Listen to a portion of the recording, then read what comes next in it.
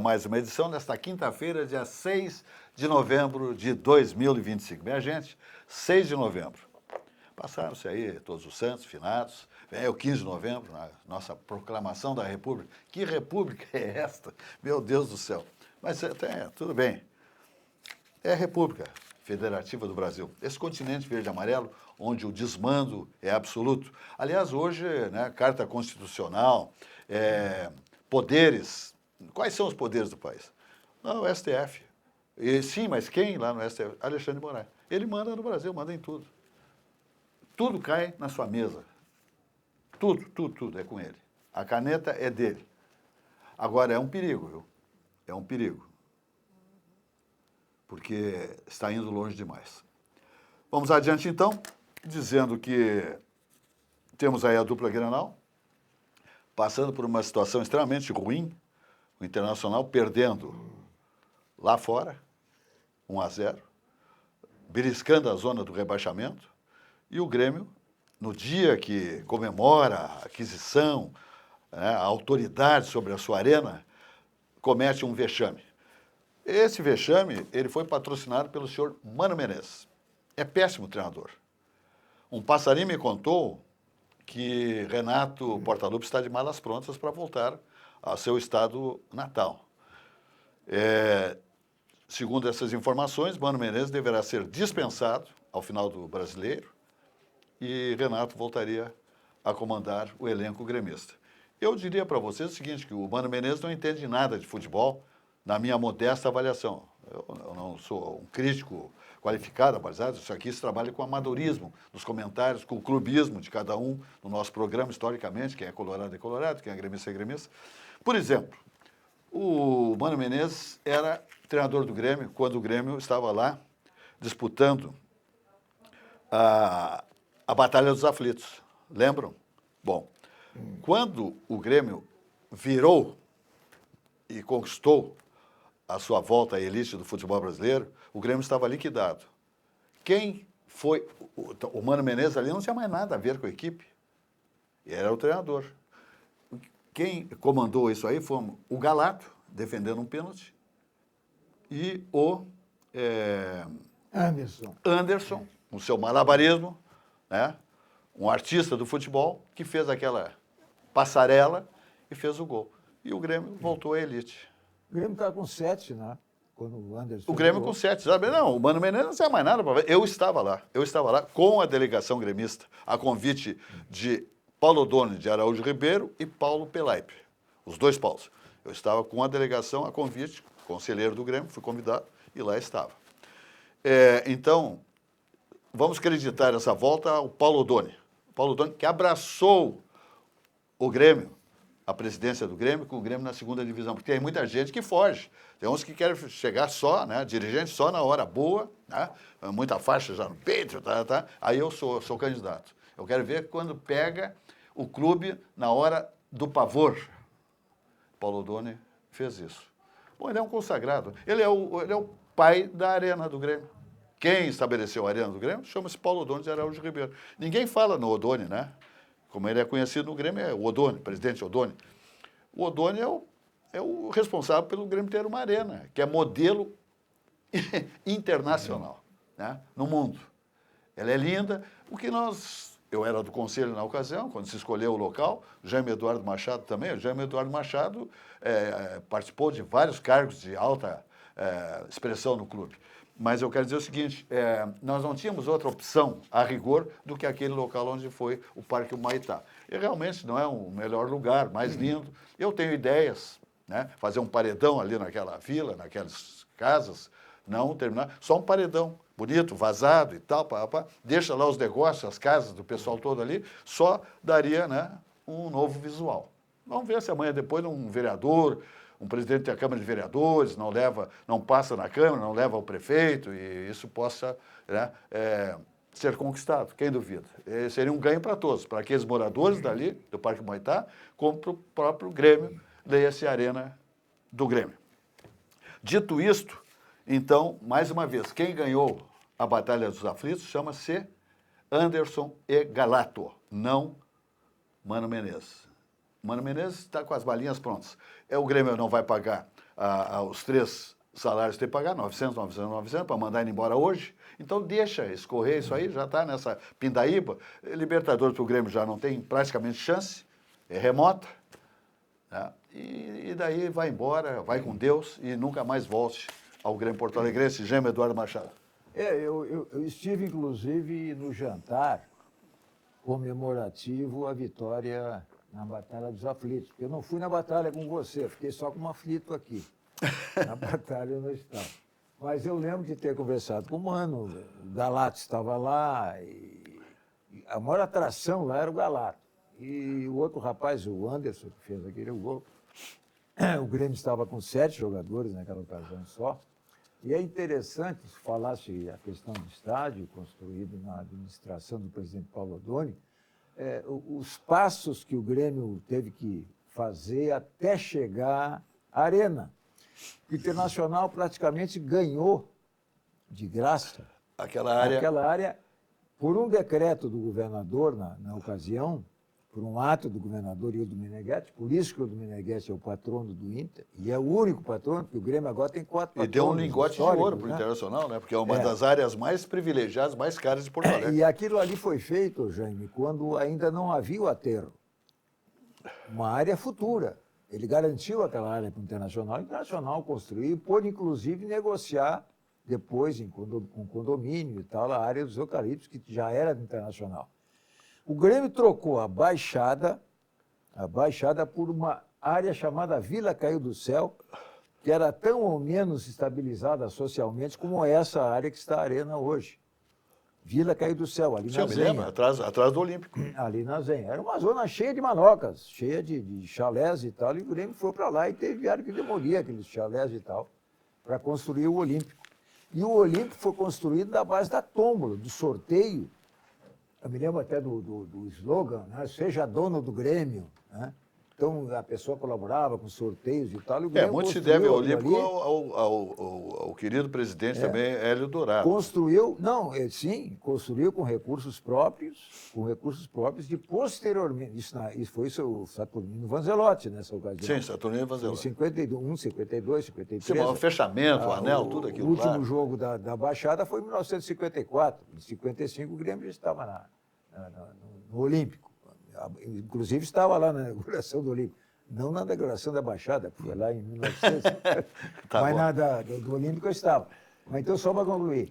Então, o Grêmio teve o trabalho. E agora, a Arena foi a mesma coisa, quer dizer, foi com recursos do Grêmio. Recursos do Grêmio. O Grêmio não teve essa sorte que teve o Internacional de contar com o beneplácito de um governador para ceder uma área de futuro, uma área valiosíssima, como se tornou aquela área ali, mas, de qualquer maneira, o que interessa é que, no resultado, os 2 clubes gaúchos têm estádios maravilhosos. E quem tem isso no país? Praticamente ninguém, né? Porque do Rio de Janeiro tem o Maracanã, o Fluminense não tem estádio, o Flamengo não tem estádio, o Corinthians ganhou um estádio o Corinthians lá, ganhou do Lula, né? Meio remendão e deu uma ajeitada e tal, né? E, enfim, nessa parte aí dos estados nós estamos muito bem. Mas eu quis fazer esse breve histórico.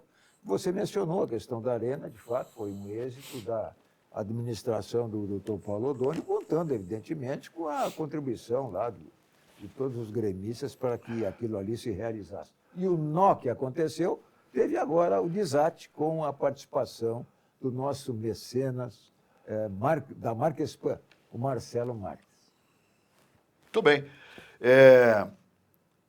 Jaime Cimete, eu lamento conversar com o senhor na abertura dos trabalhos da sua manifestação aqui na bancada do Atividade, que se encaminha para os seus 33 anos.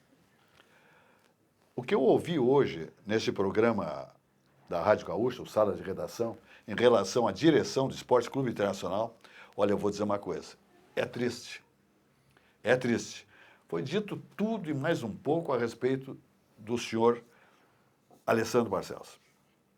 E vou dizer uma coisa, pelo tempo que ele está comandando o Internacional, se ele tivesse assim o famoso cifragol, ele chamava o conselho deliberativo e diria para todos, Hoje eu convoquei os senhores para essa reunião do conselho, que eu quero dizer que estou indo embora. Realmente não consegui fazer o que eu gostaria pelo clube, e estou entregando, vamos marcar uma nova eleição, um novo presidente. Eu fiz o que eu pude, mas eu não pude. O clube está endividado, é mais de 1 bilhão.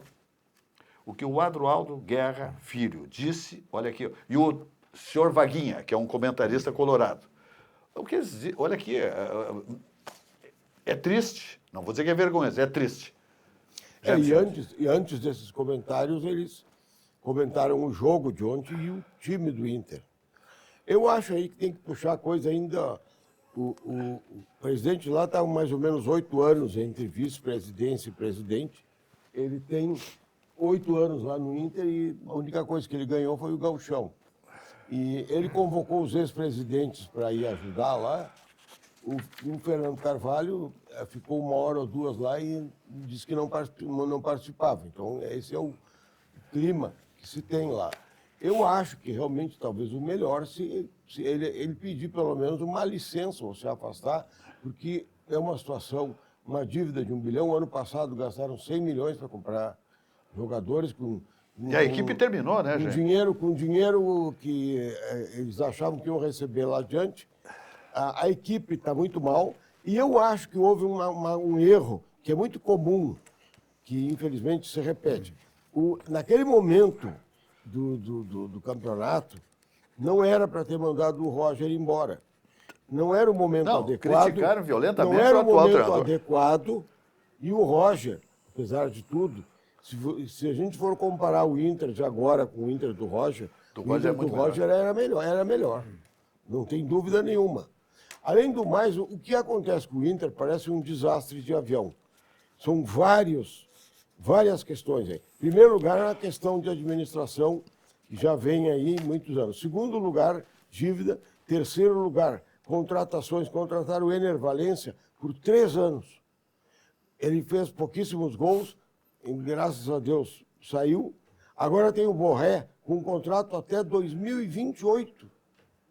O jogador, o Ener, o contrato era de 3 anos. Se o Borré for bem lá na seleção, né, que ele joga na seleção colombiana, aí quem sabe ele se valoriza e aí é vendido. Mas se não, até 2028 um jogador como o Borré está rendendo também. Então o Inter não tem defesa, não tem meia cancha, não tem ataque. O Alan Patrick terminou e afundou a equipe. Então a gente está nesse desespero, essa dívida de 1 bilhão, né? E o desespero aí a 3 pontos da zona de rebaixamento. Tem gente que já acha que o Inter vai para o rebaixamento, né? Outros não. Se o Inter tiver 6 pontos nesses 6 jogos que ele vai jogar, ele pode se escapar do rebaixamento. Vê bem que situação, o Inter que começou o ano com perspectivas de campeão da Libertadores, campeão nacional, só conseguiu ser campeão gaúcho, numa situação também, né, não tão folgada, né? Mas é isso aí, é uma tristeza ver. Eu acho que a direção deveria ter um gesto aí de grandeza, quem sabe, né? Pelo menos propor alguma cogestão, alguma situação, né, diferente do que está aí, né? E eu acho que aí também tem que se dizer não só a direção. A questão é que o conselho do Inter, né, ele está muito a favor do presidente. Eu não vejo nenhuma pessoa do conselho do Inter criticar a situação, propor alguma coisa. Eu não sei se eu estou errado, até ou desinformado, mas eu não estou vendo ninguém do conselho do Inter que diga, olha, não dá, né? Mas, enfim, né? É uma situação bem triste, todos esses anos aí, né? A eleição que aconteceu no Internacional para a presidência foi uma eleição política partidária, né? Tinha um ótimo desembargador, seria um grande comandante para o Internacional, por sua credibilidade, seus espaços que ele tem, portas abertas, etc. e tal. O Internacional poderia estar numa outra situação, sem dúvida nenhuma. Quis bancar politicamente lá no pátio, né? O que aconteceu? Deu no que deu. Está aí o Internacional nessa situação horrorosa, endividado e mordendo, beliscando o rebaixamento, o que é ruim. Aqui eu e o Jaime Eduardo Machado somos gremistas, mas ninguém gosta de ver ninguém na Rua da Amargura. Mas está aí o Internacional numa situação crítica, né, Jaime? Muito crítica. Outra coisa, só para não esquecer, uma medida absolutamente infeliz da direção do Grêmio, agora voltamos ao Grêmio, ontem na Arena, 20 mil espectadores, torcedores, num horário bom, né, 8 horas, aí o estádio, voltar para casa, voltar cedo, né, 21h30 é ruim, né, o pessoal quer ir, quer levar o garoto, seu filho, enfim. O Grêmio simplesmente triplicou o preço do ingresso, fez uma campanha no outro jogo, no jogo anterior, e ontem, no primeiro dia que a Arena é do Grêmio, ele atropelou o bolso do torcedor. Pô, parei um pouquinho. O pessoal não foi. Podia ter ido 30, 35 mil. Não foi, porque o preço estava exageradamente caro. Então, medida infeliz, gula demasiada da direção do Grêmio em estabelecer aqueles valores de ingressos para a partida de ontem. Deu no que deu. O Cruzeiro comeu o Grêmio, um torcedor, um estádio lotado, uma arena lotada, faz a diferença. Muitas vezes é o atleta número 12 que está ali, dentro do gramado, incentivando o atleta. Foi ruim. Eu queria trazer um assunto aqui, Pode trazer. Não posso deixar passar. Eu sou muito amigo do Renato Marcília, foi um Sim. grande árbitro. Aliás, teve um pênalti ontem a favor do Grêmio que não foi cobrado.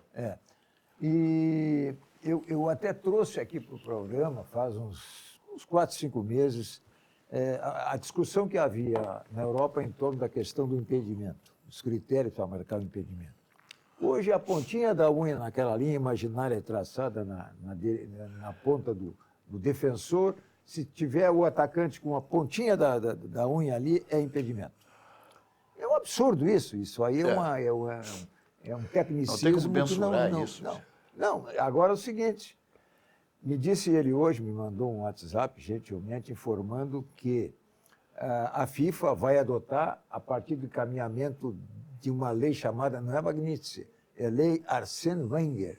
Esse Arsène Wenger foi um jogador francês e ex-treinador que imaginou essa questão e, como treinador, ele colocou isso em prática em jogos de futebol de base na Europa, para fazer um teste. Esse teste levou 2 anos.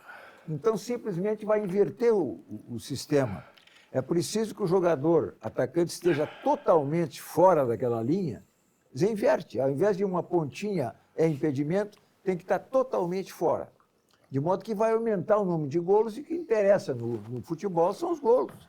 É emoção, porque aquilo ali era um absurdo. Quer dizer, o jogador fazia uma jogada antológica, dava uma bicicleta, não, mas a pontinha da unha dele na hora da bicicleta estava em cima da linha, então está no lado do gol. Ronaldinho não poderia mais fazer jogadas espetaculares. Bom exemplo, que ele era um malabarista, um artista, né? Então, isso aí vem em benefício do futebol, mas foi uma luta. Porque para mudar a regra da FIFA é um problema. Então, ele estudou isso aí durante 2 anos em categorias de base. Esse Arsène Wenger, que foi jogador francês, como eu disse, e o ICAB é o nome da instituição da FIFA que faz modificações das regras. Já encaminhou isso aí para ser implementado, mas só na Copa do Mundo de 26. Mas já na Copa do Mundo de 26 esse sistema vai ser adotado. Sim. Vai aumentar o número de gols e, consequentemente, a emoção do futebol, até a marcação, que é o que interessa. A tecnologia, a marcação pelo juiz também, até pelo VAR, vai ser mais fácil. Tudo bem. Então, de futebol tá bom, então? Vamos adiante? Eu acho que tá. Então tá. Falamos, então, de quem? Do Banrisul. Banrisul. Eu até pediria para o nosso amigo lá dar uma fechada. Isso aí. Muito bem. Está na hora de atualizar tua rotina. Ok? O aplicativo Banrisul chegou com tudo, moderno, fácil de usar e com tua vida financeira num só lugar. Olha só, agora ficou simples cuidar do teu dinheiro, sem complicação e na palma da tua mão. Abre a conta direto pelo celular, acompanha saldo, faz transferências, paga contas e muito mais. Tudo com praticidade, segurança e agilidade. O Banrisul pensou em cada detalhe para facilitar a tua vida, seja no dia a dia ou nos momentos mais importantes. E o melhor, está intuitivo, rápido e com visual novo. Baixa agora e confere como ficou, porque moderno mesmo é facilitar a vida e o Banrisul está contigo nessa evolução. É tecnologia com propósito, feita para quem quer mais tempo, mais controle e tranquilidade. Baixa o aplicativo e abre a tua conta. Banrisul, o banco que atualiza contigo. Olha aí a mensagem do banco. Clicou, baixou, brilhou. Clicou, baixou, bombou. Clicou, baixou, facilitou. O app atualizou. O Banri arrasou. Clicou, baixou, facilitou. O app Banrisul está mais moderno e mais fácil de usar. E tu pode acompanhar a tua vida financeira num só lugar. Baixa o app Banrisul e abre tua conta. Clicou, baixou, facilitou. Banrisul. Ok, vamos adiante falando da TAP, Transportes Aéreos Portugueses. Aliás, bota companhia aérea nisso aí, né? Os portugueses são perfeccionistas em companhia aérea. E a TAP, Transportes Aéreos Portugueses, está exatamente fazendo esse trabalho maravilhoso. Os encantos e a gastronomia das terras portuguesas. Olha, o cardápio nas aeronaves da TAP são encantadores, saborosos, uma barbaridade. De Porto Alegre a Lisboa, em menos de 11 horas de voo, saindo aqui do aeroporto Salgado Filho, minha gente. Olha só, tarifas civilizadas e aquele atendimento luso a bordo de qualidade que só a TAP Linhas Aéreas possui. Todas as bandeiras de cartões de crédito, né? Parcelamentos de pai para filho e aquele atendimento a bordo espetacular, né? Seus comissários e aviões de altíssima geração. E você chegando em Lisboa, saindo do Salgado Filho, 11 horas direto, você vai para qualquer destino do planeta pelas próprias aeronaves da TAP Transportes Aéreos Portugueses. Sucos Petri, a bebida de todas as estações, seja natural, beba sucos Petri, uva, laranja, a água de coco Petri, só coisa boa. Olha aqui, ó, esse suco de laranja, por exemplo, Petit Bon, está encantando a todos. Elaborado a partir de frutas selecionadas, higienizadas e suco concentrado de laranja, minha gente. O suco de laranja Petit Bon passa por um processo de pasteurização com adição de água e açúcar, sem incluir qualquer conservante na sua elaboração. É um suco levemente adoçado que não se caracteriza como alto teor em açúcar, trazendo equilíbrio para a acidez da fruta, variando de acordo com a safra, né, do laranjal. É um negócio fantástico, os sucos Petri, uva, laranja e o Petit Bon. E a água de coco na hora da sua atividade física, né, pique no lugar, ali no parcão, na academia, a água de coco para hidratar o seu organismo. Ok? Então tá, vamos adiante então. Falando agora de Olina Essência de Vida. Quem não leva Olina na bagagem, indo para encantos gastronômicos, minha gente, leva castigo. Eu não admito viajar sem levar Olina na minha bagagem. Essência de Vida é um auxiliar digestivo indicado em casos de má digestão causada por excessos alimentares. Laboratório VESP, há mais de 100 anos, atendendo todas as expectativas da Anvisa. Né? A Anvisa controla tudo. Tem um laboratório padrão, modelo, aqui em Canoas, que é a sede da Olina, Laboratório VESP. Muito bem. Eu gostaria de abordar aqui com meus amigos Jaime Cimente e Jaime Eduardo Machado a respeito do comentário desse comunicador da Rede Globo, Luciano Huck. Ele fez um comentário também extremamente infeliz, mas é a sua posição. E vi também as manifestações dos policiais do Rio de Janeiro dizendo que ele anda absolutamente de carro blindado, tá? Carro blindado, e também perguntando por que ele não leva essa turma para a casa dele, Luciano Huck, para eles participarem com sua família, né? Porque ele fez a defesa da bandidagem, né? Lamentavelmente, um comunicador tem uma expressão, lamentavelmente, eu não tenho simpatia pelo trabalho dele, pelo que ele faz, pelas suas posições, andou-se falando para ele, poderia ser até um candidato à presidência da República, e o que está acontecendo? Ele tomou o partido dos bandidos. Jaime Eduardo Machado. Eu não tenho nenhum apreço assim pelo trabalho dele, até porque parece que ele comanda lá um programa de auditório e ganhou muita notoriedade aí em cima da sintonia da Globo, né? Mas eu acho que isso aí é mais uma declaração infeliz de posicionamento político em torno de um problema que é um problema humano, né? Sob todos os aspectos que se analise, né? Eu te confesso, eu sequer ouvi a declaração dele.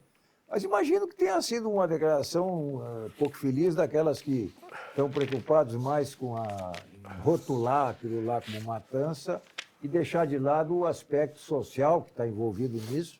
É uma questão muito séria, muito grave, sob todos os pontos de vista, tanto da exploração daquela população, como da ideia de que a polícia não deva proceder como procedeu lá, porque ela foi lá cumprir mandado, né, de prisão e foi recebida a bala. Né? Foi recebida a bala. Nós tivemos aqui, inclusive, o meu amigo secretário Zé Paulo Inclusive Bisol, usando drones para atirar nos policiais. O policial não tem que se identificar, ele tem que chegar lá preparado para tudo. Agora, você vai cumprir mandado de prisão e é recebido com armas de grosso calibre, você vai fazer o quê? Vai levantar os braços? Só pode atirar. Agora, o fato da matança em si é deplorável. Melhor que não tivesse matança. Lógico, foi uma evidentemente. decorrência da maneira como eles foram recebidos. Né? E foi uma coisa estudada, e mais do que isso, houve uma prévia, está comprovado, houve uma prévia solicitação à participação da Polícia Federal. Não quis, a Polícia Federal não quis se envolver. Houve um prévio pedido de GLO ao presidente da República. Foi encaminhado para a Advocacia Geral da União. A Advocacia Geral da União mandou contra. O que fez o Estado? Estava preparado, atacou. Atacou o quê? Atacou o cumprimento dos mandados. A consequência foi ter sido recebido da forma como foi recebido. Agora, isso aí está gerando uma situação política aí terrível, um debate no Congresso. São as eleições de 26 e se anteciparam, né? Cada episódio desse serve para as pessoas se posicionarem de acordo com a sua ideologia. E como eu tenho dito, quer dizer, a ideologia é uma prisão emocional da qual as pessoas não conseguem sair, seja o ministro supremo ou seja o homem comum da rua. Nós estamos todos acorrentados a esse problema. Só se leva sempre para o lado político. Quando aconteceu aquilo, agora vamos disputar quem é, o que tem que fazer, o que não tem que fazer, com todos os desdobramentos. Veja agora no Congresso a eleição para o presidente da comissão, né, que trata da questão lá do... homem de esquerda, CPI, senador da esquerda. A CPI. Ganhou comparado... Senador do PT. Contarato. A vitória da esquerda. Derrota da direita porque o Mourão, né? Como é o nome do vice? Não me lembro agora o general... o general Mourão. General Mourão. Senador Mourão. Então, o senador Mourão. Então, nós estamos envolvidos nisso de qualquer maneira. E aí surgem bobagens, como dita por esse rapaz aí, que dão uma importância para o que ele diz, que eu não consigo dar, que eu não vejo nele nem condições psicológicas em face da influência que ele sofre, muito menos condições intelectuais para proceder dessa forma. Mas ele é muito ouvido, né? Porque tem um canhão à sua disposição. Lógico, exatamente. Por Por isso as manifestações deles têm muita importância, né? E não pode evitar que a gente faça a crítica que nós estamos fazendo. Muito bem. Jaime Cimenti. Eu acho que isso tudo aí tem um aspecto que, para mim, sempre me incomodou muito, assim. A gente vive realmente em São Paulo, a cada 5 minutos roubam um celular. Tem 40 mil mortos violentos em assassinato, latrocínio, etc., no Brasil. Antigamente tinha 60 mil. 40 mil já é um número tenebroso. Então, o que ocorre...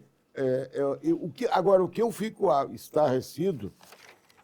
Bom, primeiro, não existe um plano, uma conversa entre governo municipal, estadual e federal sobre o assunto. Né? Em segundo lugar, ninguém fala em diminuir o consumo de drogas, que é a raiz, que é a causa de quase 90% do que acontece. E por uma questão de hipocrisia social, por uma questão de medo, por uma questão econômica, por uma questão política de polarização e por outras questões, ninguém, a não ser a igreja evangélica, que é mais enfática, né? O próprio Ministério da Saúde, o que ele tem feito pelo consumo de drogas? As secretarias da saúde, né? Os governos municipais, estaduais, ninguém está falando em diminuir o consumo de drogas, que é a causa máter aí de tudo que está acontecendo. Por quê? É muito dinheiro, é muita movimentação, é muito consumo, é muito poder, né? E claro que agora as facções, né, O crime, ele está dominando áreas que nem transporte público, áreas, condomínios, às vezes questões de iluminação, telefone, gatos. O crime está simplesmente dominando até a Amazônia e dominando governos até no exterior, né? Então, a gente chegou nesse ponto. E uma coisa que eu acho assim, ó, tem que examinar uma coisa. O Estado do Espírito Santo, que era na época governado pelo professor Paulo Artung, aliás, que eu gostaria de ver um dia como presidente da República, nunca vou ver, né? Ele diminuiu o consumo de drogas e ele usou uma estratégia que é razoável, que é correta. A gente só extingue o consumo de drogas, a gente só resolve esse problema, não só o consumo, mas um outro problema, quando a sociedade inteira se une em torno disso. Porque o que acontece? Existem muitas divisões, tem muito interesse nisso. E outra coisa, eu não sou contra o consumo, assim, e acho que não é uma questão de proibir o consumo. A questão é de, com métodos, com discursos pró-saúde, a questão é explicar para as pessoas que isso aí é ruim para a saúde dela e da sociedade. Não é uma questão até de proibir ou não proibir, ou de polícia. A questão aí é outra. A questão aí é cortar o mal pela raiz. E eu fico impressionado como ninguém está mexendo nisso. Não adianta só vigiar e punir e querer resolver o problema através de lei. E a polícia enxugando gelo aí. Não é por aí. Então eu acho que está na hora de simplesmente diminuir o mal pela raiz. Muito bem. É isso aí, eu também acho que está coberto de razão. Muito bom comentar tanto do Jaime Eduardo Machado quanto do nosso amigo Jaime Cimete. Minha gente, aqui, celebrações são com vinhos espumantes, né? Ah, coisa boa. Isso eu estou falando de vinhos do mundo importador, a melhor importadora de vinhos do Brasil, que comemora 29 anos da sua fundação. É líder absoluta, né? Tem uma frente em São Paulo, tem uma frente em Salvador, Bahia. É um negócio fantástico. Olha aqui, ó. Na Vinhos do Mundo, acreditamos que vinho é experiência, ok?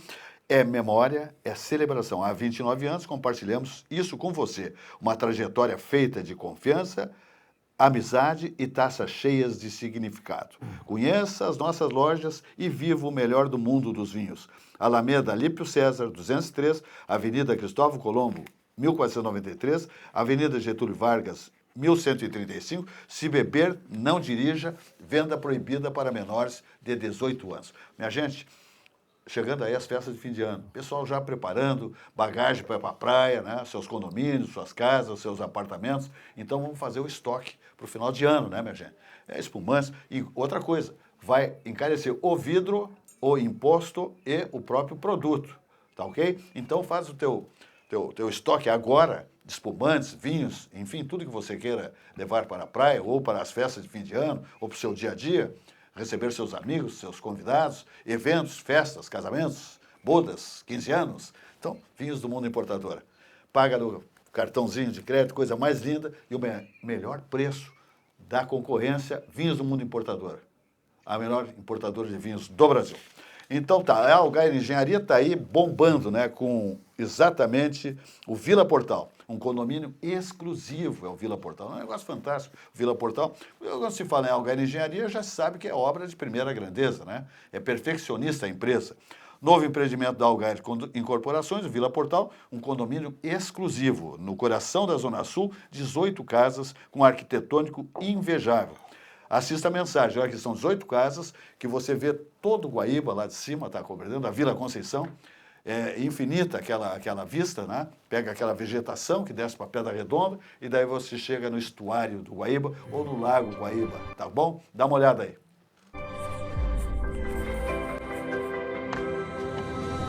Vila Portal. Um condomínio exclusivo no menor e mais charmoso bairro da cidade, a Vila Conceição. 18 casas em torno de um patrimônio histórico. Um casarão colonial que está sendo restaurado para ser o coração social da Vila Portal.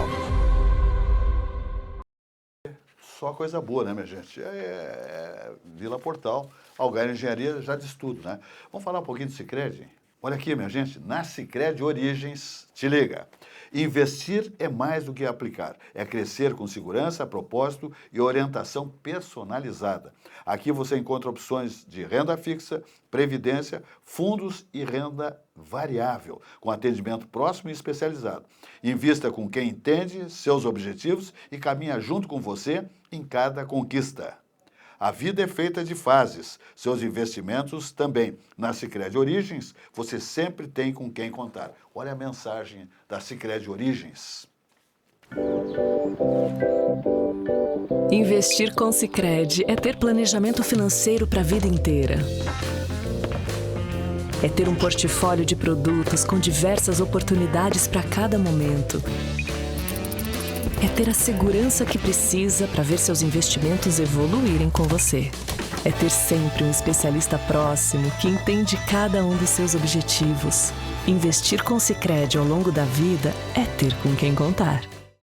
Muito bem, vamos adiante então. Gêmeo, um tema livre aí que você queira abordar? Eu estava hoje observando quem seria a grande estrela da COP30, que se realiza lá em Belém, né? Eu imaginei que podia ser a nossa primeira-dama, a primeira Janja, como queiram, com as suas dancinhas lá no Congresso, como apareceu aí num vídeo. O presidente Lula com seu chapeuzinho em Panamá, o príncipe William. Mas hoje o grande astro da COP tem sido o presidente Emmanuel Macron da França. E hoje de tarde, Jaime, eu vi uma cena assim, insólita. O presidente Macron foi-lhe dado um microfone para se dirigir aos assistentes. Aqueles esquemas assim, que ficam aquelas cadeiras no fundo das pessoas sentadas e governadores, autoridades, quem vai falar apanha o microfone, vai ali uns 2, 3 metros à frente e começa a falar. E aí começou a falar o presidente da França.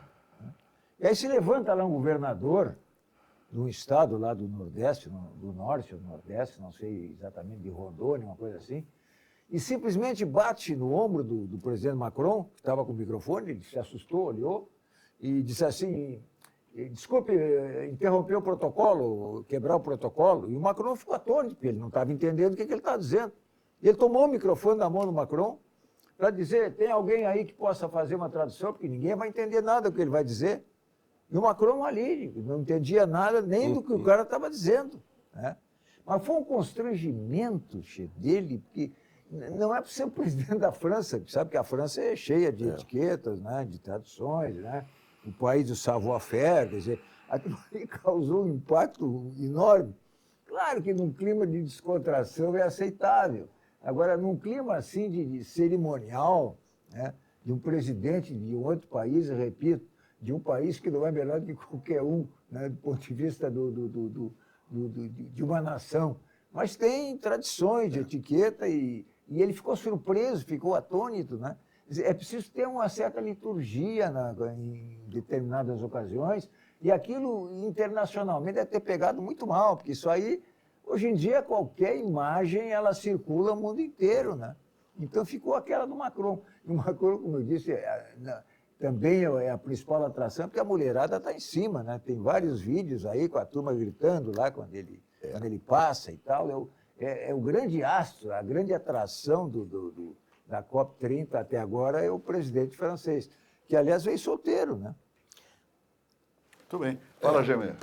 Eu acho que a COP30, isso aí mostra um pouco, né, Existem 2 tipos de ativista de ecologia, né? Existem os ativistas mais científicos, mais consistentes, mais sérios, né? E existem os ativistas alarmistas, né? Que não têm critério, que só querem assustar a população, a mídia também é assim, né? O que eu espero é que a COP30 não seja só um circo, que não seja apenas um lugar de caras e bocas e de palavras e de gestos que depois, em geral, não redundam em nada. Eu acho que o mundo precisa de um caráter científico, um ambientalismo consequente e informação consequente. Porque usar a ecologia para fazer política, usar a ecologia para beneficiar partido, pessoas, isso aí é inaceitável, não dá mais. Né? E a COP30, que começou com aqueles problemas de hotéis, depois diminuíram o preço do hotel, veio também um grande transatlântico, acho que 1.000 pessoas hospedadas no transatlântico, né? Foi uma solução que encontraram. Né? Enfim, eu acho que a questão ambiental, que é uma questão importantíssima no mundo, ela precisa ser tratada com números, com consequências e não com alarme, que muitas vezes são falsos. Né? Tem gente que, assim, que fez um alarmismo dizendo que o mundo ia alagar em 2008. Né? E existem ideias e teses que eram certas, que eram consistentes, que não eram negacionistas, e existem os alarmistas. Cabe à população ver o que é uma coisa e o que é outra. Cabe à população ver o aproveitamento político, ideológico, partidário de uma questão que deve ser eminentemente científica, que deve ser tratada, inclusive a ONU tem, né, um órgão, né, específico para isso aí, né, que é o CN, agora não me lembro outra palavra.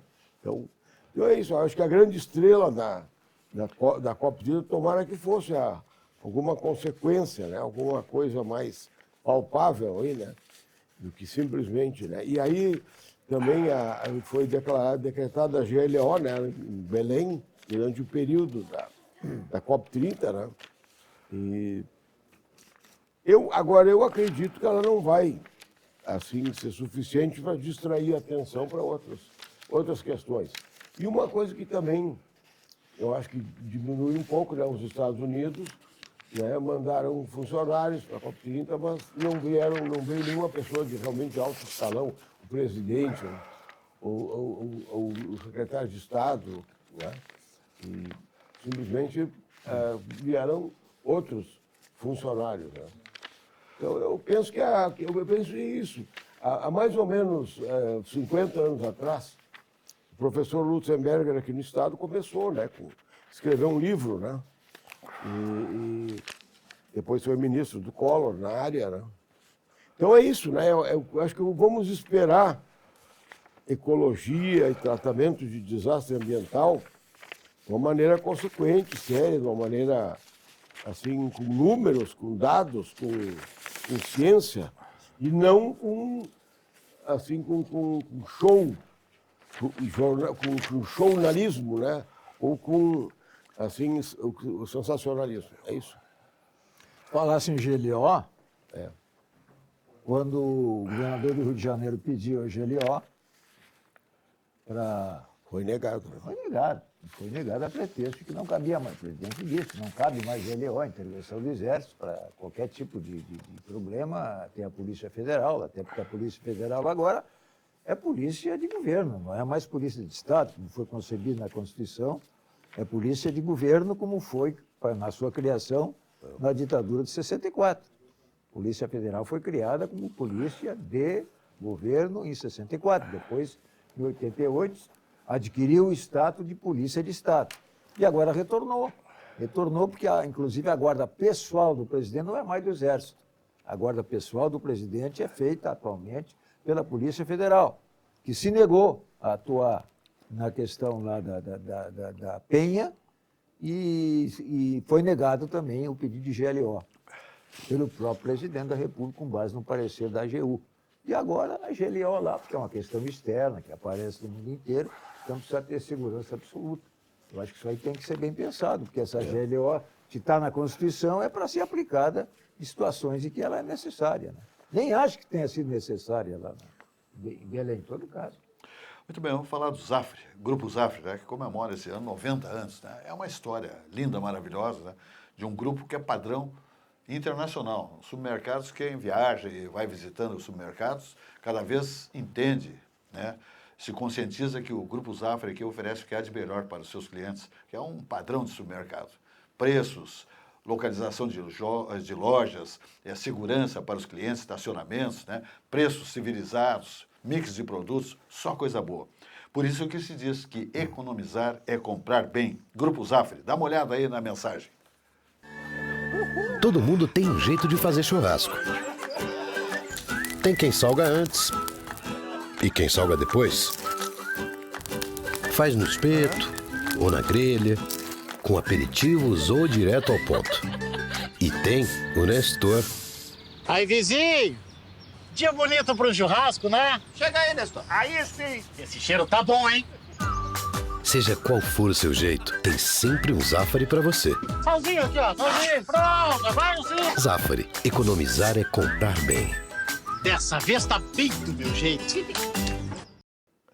Muito bem, vamos adiante aqui no nosso programa Atividades, se encaminhando agora em janeiro, né? 2026, para os seus 33 anos, né, de atividade ou atividade. Né? É uma jornada bonita, beleza, né? Difícil, né? Com muitas tempestades, furacões, né? Não é fácil, né? Aliás, estamos esperando aí amanhã intempéries violentas, especialmente Porto Alegre, região metropolitana, parece que não será tão sacrificada. Mas o interior do estado, certas regiões do estado, estarão sujeitas a granizo, vendavais, tornados, etc. Então, o pessoal amanhã tem que se organizar, se cuidar, porque a previsão climática é das piores. Oxalá que a meteorologia esteja se enganando, né? É o que nós desejamos, lamentavelmente. Né? Estelhamentos, etc. e tal, mortes, etc. e tal, não é bom para ninguém, evidentemente. Então é isso aí, minha gente. Vamos adiante, então, dizendo que o Di Paolo também está aí bombando, né? Bombando mesmo. Não, antes do Di Paolo, eu quero colocar uma fotografia aqui na nossa tela. Está aí a fotografia. Jurandir Soares, à esquerda, né? De quem está nos assistindo aqui. José Silvas, aqui, que está conversando com vocês. Paulo Odone de Araújo Ribeiro. E também o nosso amigo... Me deu um branco ali no... Nosso psiquiatra do grande programa, psiquiatra. Né? Casagrande. Joaci Casagrande Paulo. Joaci Casagrande Paulo. Mas eu É que homenageei... o nome dele é invertido, a gente se confunde. Né? Casagrande, Joaci Casagrande Paulo. Paulo está no final. Paulo Casagrande. Mas saiu o Paulo Odone de Araújo Ribeiro, eu trago essa foto, é um evento importante da família do Jurandir Soares, quando casava um filho seu em Santa Catarina, num evento extremamente lindo, maravilhoso. Mas está aí o Paulo Odone de Araújo Ribeiro, que nós estamos então nesse evento, nessa festa, e esse é o pai da arena do Grêmio Futebol Porto Alegrense. Pai, temos aí o Marcelo Marquespan,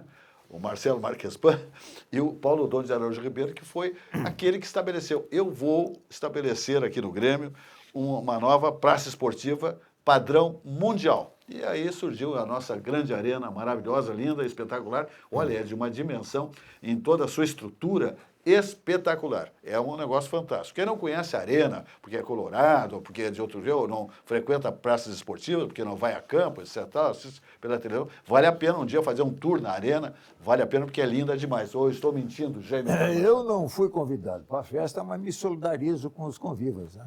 Muito bem. Então tá aí. O Paulo Odone de Araújo Ribeiro, então, Jurandir à esquerda, José Silvas aqui, o Paulo Odone ali, com aquele sorriso tradicional, e o Joaci Casagrande Paulo, nosso grande psiquiatra, que é uma figura ímpar. É um homem lá de Santa Catarina, né? É um homem catarinense, nato. Muito bem, tá bom então. Vamos então agora, vamos então ao Di Paolo, né? Porque o Di Paolo está aí bombando, né? Paulo Jeremia contando toda a história, né? O líder do grupo Di Paolo de Galetos está aí com o que há de melhor em galeterias.